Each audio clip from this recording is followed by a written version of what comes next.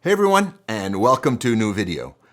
Do you have a problem dealing with situations where it doesn't matter what you do, your photos have blown out highlights or darks crushed into black with no detail? In this video, I'm going to walk you through a great technique to manage these situations called exposure bracketing. If you stay for my bonus tip, I'll show you how to process your bracketed images to go from this to this. My name is Simon D'Entremont, and I'm a professional nature and wildlife photographer living in Eastern Canada. I make weekly videos giving you photo tips or taking you behind the scenes for nature photography. Subscribe if you want to see more.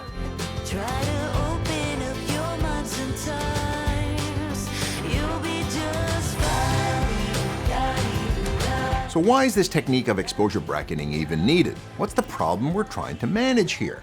The problem is that we have a situation where the dynamic range of the scene, that is the difference between the lightest and darkest parts of the scene, are too great for the camera to capture in one photo. Many cameras today can capture 11 to 14 stops of dynamic range, but if the scene has 16 stops of dynamic range, we can't capture it all in one shot. When you can't capture it all, one of two things happen. If you try to make sure the whites aren't blown out, the darker parts of the image are almost pure black. If you try to properly expose the darkest parts of the image, the bright parts of the image are pure white. There's no more data in these blown out parts and they're not recoverable. Now, one technique sometimes used here is to protect the highlights by underexposing the photo and trying to recover the darkest parts of the image by raising the shadows or exposure in processing. The problem with this technique is that it often makes the shadow areas very noisy and can introduce banding and color artifacts like this magenta cast you see here. So the solution here is let's capture the scene in several different images and combine them later in processing. So to do so, we take several images, 3 or even 5 or 7, one properly exposed, one underexposed, and one overexposed, and combine them. The darkest parts of the lightest image are well exposed, and that's what's used, and the lightest parts of the darkest image are well exposed and used. Combined, the best parts of all the images are used, which leaves you with the best quality image. This technique is called exposure bracketing, or sometimes HDR, which stands for high dynamic range. If you want some tips on how to shoot in backlit situations, you can download my free guide by signing up to my email list. Link below. Don't forget to look me up on Instagram and Facebook, where I often give free tips with every post. So let's see how bracketing works in the field. We first need to determine if we have to. If we can photograph the scene without the histogram being touched on either the left or right hand side, that is, all of the dynamic range of the image can be captured in one photo. If that's possible, you don't need to bracket your exposures. If, on the other hand, you're looking at a scene in your camera and the histogram is touching both the left and right hand edges at the same time, bracketing is a good idea. This might be the case in a landscape with bright skies or shooting straight into the sun with a dark land foreground, or, for example, a real estate shot with a dark indoors and a bright outdoors out through the window. Now let's look at the steps here for how to bracket in the field. First, a couple of winning conditions to make this work the best. It's best that your subject isn't moving. That's because we're going to be combining several images, and movement between them will make them hard to combine. Movement can be an issue as well at a waterfall, for example, where the waterfall tends to create wind that moves the leaves around in nearby trees. In that case, raising your ISO to be able to get enough shutter speed to freeze the movement is a wise move. Secondly, a tripod is a good idea. The image that attempts to properly expose the shadowy parts of the image will often have a long exposure time to let in more light, so a tripod can help keep the camera steady during that long exposure. In terms of which mode to use, I recommend manual or aperture priority. This is because in both of these modes, the shutter speed is the variable that will be changed by the camera that will result in 3 different exposures, allowing more or less light onto the sensor. This will allow the aperture to remain constant, which is important to keep the same depth of field in the photo, and also allow the ISO to remain constant and low where you set it. So to bracket, set your camera on a tripod and compose your scene. Here I set my camera to manual, ISO 100, f9 for deep depth of field for everything to be in focus. Focus the camera at the point where you can make the whole scene sharp and in focus. Focusing on a point 1/3 the way up the scene is a good idea. I now set my shutter speed last. As I'm on a tripod, the actual shutter speed isn't critical, just that I set it to properly expose the first shot. Then I adjust the settings to allow exposure bracketing. On my Canon camera, this is done by selecting the exposure compensation or AEB setting on the back LCD, with AEB standing for automatic exposure bracketing.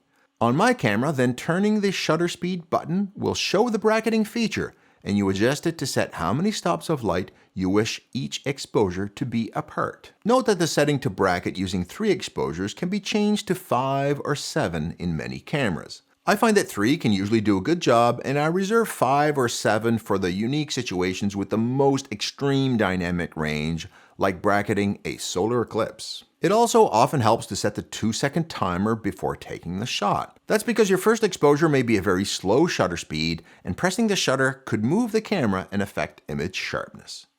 If you do set the 2-second timer, many cameras will actually take the 3 bracketed photos in quick succession with one shutter press. The camera will then take 3 images, one properly exposed, one purposefully underexposed, and one purposefully overexposed. To get these various exposures, the camera changed the shutter speed and kept the aperture and ISO constant. Note that the properly exposed image was 1/30th of a second. The underexposed image had a shutter speed shortened to 1/200th of a second to get less light into the shutter to protect the highlights. And the overexposed image had the shutter speed lengthened to 1/5 of a second to increase the amount of light and raise the shadows to make sure that the darks aren't crushed to pure black. So now we have the 3 images, but that's only half the job done. Now we need to merge these 3 photos together into one image. I'm doing this in Lightroom Classic, but most post-processing programs will have a feature to do this. Here I select all 3 images by selecting the first one, holding down Shift and selecting the third one, which makes them all highlighted in light gray, and I right-click, Photo Merge, HDR. Then this box will appear. Auto Align is a good idea in case something moved, and you can enable auto settings to make a quick adjustment to look good if you wish. I usually prefer to process on my own. Deghosting is a feature that allows you to tweak how movement in the frame is handled. None is best if nothing moved, like leaves in a tree or waves or people in the scene. If you do have slight movement, try the different settings to see what looks best. Now the proof is in the pudding, like they say. Let's compare the original photo taken at the technically right exposure level and the HDR image. If we look at our original image, we see that we have areas in the sky that were overexposed and pure white, and we also see that we had areas that were very dark and almost pure black. Let's compare that to our new HDR image. In our new HDR image, I can lower the brightness of the sky, and you see that we captured data here. We've got information in our sky as opposed to pure white. And if I raise the exposure, we can see there that in the darkest parts of the image, rather than just having pure black, we actually have some detail here, and it's actually not that noisy either. Those two are the main benefits of having bracketed our exposures. Note that when I darken the sky, you'll see that I didn't darken it enough to actually get information in the brightest part of the sun. I actually left that blown out to show you a little trick later in processing. But to look their best, many landscape images, especially when shot in RAW, benefit from processing. As for processing your HDR image, one of the potential side effects of your exposure bracketed images is that the taming of the lights and the darks may actually make the image look like all the scene was of the same tonality or brightness. Look at these waterfall photos of mine. Everything is the same medium tone, and we lost all our highlights and shadows that give a scene its shapes and separate features. For this reason, HDR can have a bad reputation as it's been done poorly many times.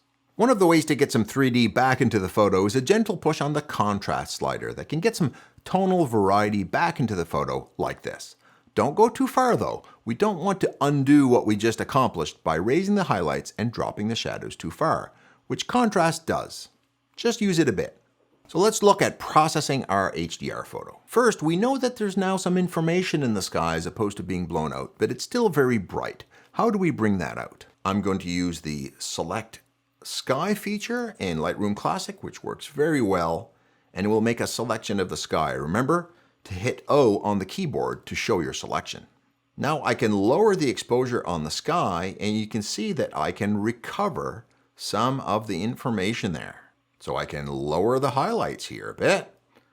I can add some saturation back into the sky. The hard gradient between the blown out sun and the area around it that looks oversaturated and too dark doesn't look natural.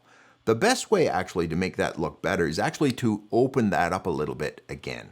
I can use a radial gradient, which we'll put around the sun, and that way I will actually add some exposure back in, and I will just feather some extra exposure in that area so that you just don't see a very harsh gradient between the blown out parts of the sky and the areas near it. I can also lower the saturation there a bit, might make it look a little bit more natural. There we go, not so harsh. I'm also going to add a little bit of a linear gradient. I like the top of the sky to be a little bit darker sometimes, like this. I'll also add a linear gradient to the bottom of my image, maybe, to darken that a little bit. Here we can raise the exposure a little bit on the rocks without fear of having noise in these areas, because using the HDR image, it came up pretty clean. A little bit of a vignette, add a bit of vibrance, maybe warm up the scene a little bit. A few other small touches, and I think I like a crop a little bit more like this right there. And using the transform tool, I can even straighten out the lighthouse that was a little bit crooked because of a wide angle 16mm lens causing a little bit of distortion in the scene. And there we are, the before and after, the original scene before any bracketing, and then the final bracketed images with some processing applied. As you can tell, we've transformed the scene by being able to recover the bright blown out sky and to be able to see the darker parts of the image without having noise in them. If this video is deserving, please give it a like, and YouTube will show it to even more photographers facing tough situations with too much dynamic range. And I hope you can use these tips the very next time you go out in a high dynamic range situation so you can come home with your own unique and amazing photos. I know you can do it.